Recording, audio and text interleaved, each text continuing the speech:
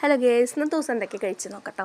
രാവിലെ തന്നെ ഒരു പൊറാട്ടയും 2 പത്തിരിയും നല്ല ചിക്കൻ റോസ്റ്റ് ഉണ്ടായിരുന്നു, അതും കൂട്ടിയിട്ടാണ് കഴിച്ചിട്ടുണ്ടായിരുന്നു കേട്ടോ.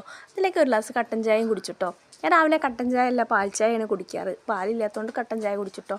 പിന്നെ ഞാൻ പുറത്തൊക്കെ പോയപ്പോൾ നല്ല ബട്ടർ ബണ്ണ് വാങ്ങിയിട്ടുണ്ടായിരുന്നു, നല്ല സോഫ്റ്റാണിത്, നല്ല ടേസ്റ്റിയാണ് കേട്ടോ.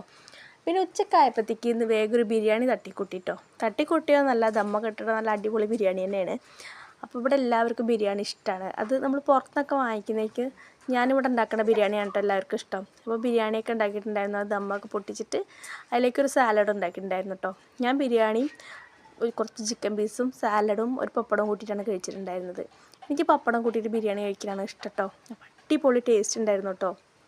ബിരിയാണി ദമ്മിലൊക്കെ ഇരുന്നിട്ട് നല്ല സ്മെല്ലൊക്കെ ഉണ്ടായിരുന്നു.